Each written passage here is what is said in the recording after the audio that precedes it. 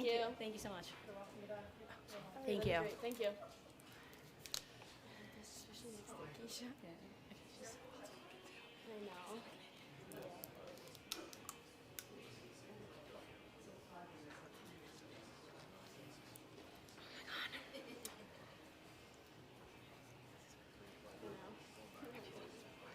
Yeah, but not with this many people. After we lost. That's even worse. Acacia's taking her sweet time. Wait, I need to know.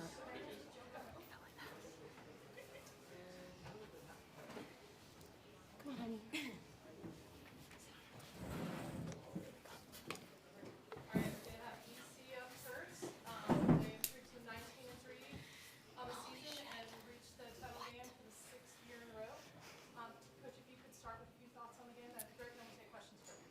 Yeah, it was a great game. Syracuse, a very close opponent who we know a lot about.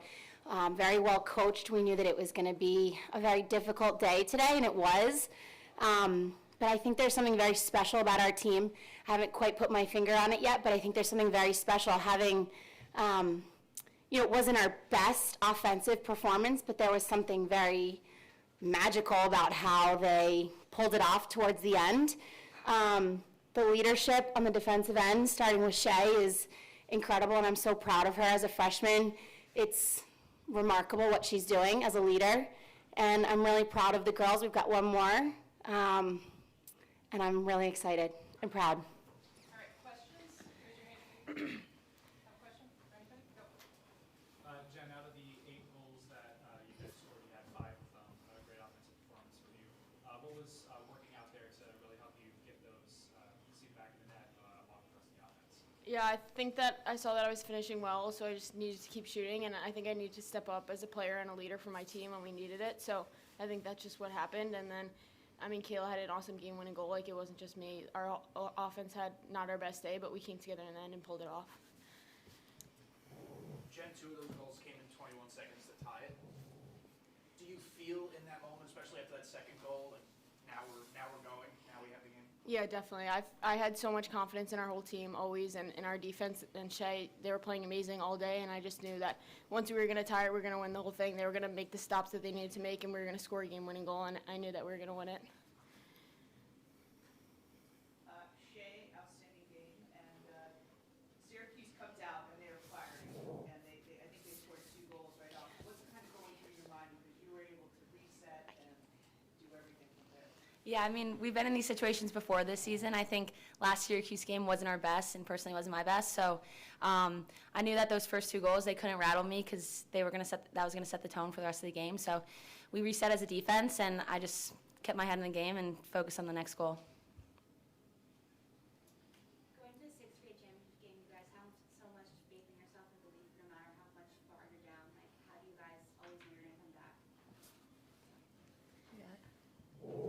I just think that that's what this program is built on. Acacia, Jenn, all the other coaches have such a great job of preparing us and rebuilding year after year, and there's just so much belief in this program and so much love, and I know that we're always going to get there because we're just, we pull it out and we prepare harder than anyone, so. Fourth quarter, you guys obviously had 3 goals to Syracuse's none. Last time out, you guys won a 7-2 fourth quarter run. What is it about the fourth quarter that you guys are able to just kind of make those adjustments? I think the players that we have are really smart players. They're IQ driven, and I think as the game goes on, there's more to evaluate and there's more to analyze, which means there's more to take in, more to process, and then they can do a lot with that. They're very smart people, very smart players. So late in the game, late in the season, these guys do their job. They use their brains. They're very smart, and it allows them to sort of analyze the game and then know exactly what needs to happen. I also think that they're very composed and humble, so I don't ever think they're out of the game, but also smart enough to know that the game's not over till it's over. So I think they process information well, and they stay composed so that they can take it to the very end. Coach, this is probably a little bit of an extension of the last question, but you said the word magical, and you can kind of cherry pick any stats you ever want, but Syracuse had the edge in a lot of key stats. Does it come down to something like timeliness or just execution? Like, how do you actually decipher when you look at the stat sheet and then you look at the result? You know, it's as cliche as it is, but, you know, defense wins championships, and our defensive performance today was out of this world, I would say. But, you know, in terms of the stats, it doesn't always reflect what happens in the end of the game, because I do think there's a component that our girls have that's not measured on a stat sheet, and it's composure and belief in themselves.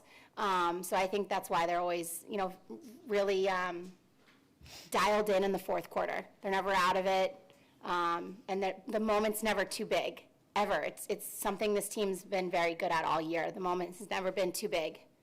Coach, what did it mean to have Kayla on the other bench on such a big stage? I'm so proud of her. She's amazing. Kayla is an incredible human being. She's an incredible coach. You know, we want to beat the best.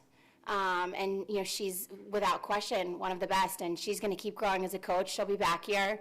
She'll win them herself. I have, you know, so much confidence in her. It's not fun going against her, but I'm also very proud of her. And Kenzie, they're doing a great job at Syracuse. This one's for Acacia and Shea. You guys held Syracuse to the fewest number of goals they've had all season. I'm just curious what you guys adjusted from that last game to make sure that you guys were so stout against their offense. Yeah, I mean, last game, we had to reflect on last game because it definitely wasn't our best game defensively, and we weren't playing BC defense. And so we just knew what we had to do today. We know that Syracuse's offense is extremely talented. They have 7 amazing threats out there. So we kind of just had a great game plan, and we stuck to the game plan, and we executed and did exactly what we had to do. So. Yeah, I think, you know, our 8 defensive players needed to put a lot of pressure on the ball to slow down, you know, their skill set. They're so dynamic moving the ball. They're so connected as players that we needed to use all 8 people to stop their 7. And we did a great job today. Maybe talk a little bit about your fan base today. I mean, they found a way all the way from Boston down to Cary, North Carolina, but it seemed like in that fourth quarter it really helped you guys. Yeah, I think it definitely did. Our fan base is unbelievable always, and the baseball team, our BC baseball team showed up, which just helped so much. I mean, we heard them the whole game. They were so loud, and there's just so much love there and so much support, and it's truly amazing. It pushes us and carries us through the game. Any other questions? Do you have anything on Zoom? I got one. Yep. All right, we have one Two. question I on. got 2. Couple questions on Zoom. Great. Kat? Kat, go ahead. Congratulations on the win. Just wanted to ask about Belle Smith's big block and the final seconds there. What was it like to see that from the sidelines?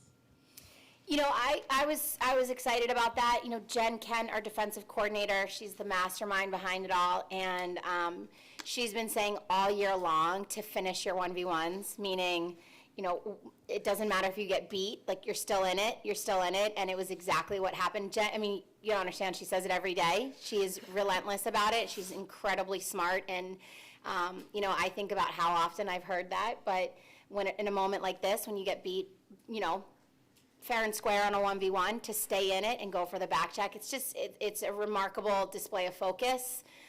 Again, moments aren't too big. She didn't give up. She didn't get down on herself. She just did what her coaches tell her to do, and, you know, that's what makes her a great player. All right, I'll have Dan Rubin next. Excuse me, Shea, you mentioned the those first couple of goals that there was a rallying point with the defense. What in particular was said? Was it an observation, or was it just a pick me up conversation is one part, and then 2 after that? When did you just kind of know, okay, it's starting to get going? Yeah, I mean, it was just kind of a pick-me-up. My defenders, they have my back, and they're talking to me the whole game. They can tell when I'm upset before I am, so they were just always there with me throughout the whole first start of the game. And then I knew it was really getting going from those first shots. I mean, they scored an amazing goal right off the bat, so I knew it was going to be a high-scoring game, and it ended up being a lower scoring than I expected, but I knew it was going to get going from the first whistle. All right, let's have a question from Luke from Coach, from the first game of the season, you said that the ultimate goal had been the national championship. You guys have obviously picked up a lot of accolades along the way with the ACC tournament as well. What's the mindset heading into this last game now that it's finally here, your ultimate goal? We have to find a way to be better in one day. We can't be the same. We have to improve in some way, whether that's mentally, physically. I trust the preparation. I trust that these guys will do everything they need to do to be ready to go for Sunday, and the preparation starts now. But ultimately, the goal is to win a national championship, and we have a lot of work to do in about a day and a half. And I know the girls. I know they'll do what it takes, and we'll be ready to go. All right, last question from Kevin Stone on Zoom. Hey guys, congratulations.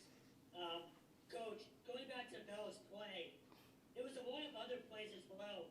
Very small details that ended up being the difference in the game. You had Ryan Smith with a trail check late in the game. You had Shea Baker, diving for a possession. Just kind of speak to how important those really small plays were. Yeah, it's always those small plays that you remember forever. It's always the small plays that wind up being the biggest ones in games like this. I would say also Andrea Reynolds' draw control, flying out of the air, catching the ball one-handed. Ryan Smith with her back check, Hunter Roman with her charge, or Hunter Roman with her end-line diving run out. There were just a series of plays that really can change the game. We call those our passion plays. That's what we ask our girls to look for throughout the game. But there were so many really great plays throughout the game, but it's always those little ones you always remember. Great. Thanks so much, you all. Congrats. Thanks. See you on Sunday. Thank you.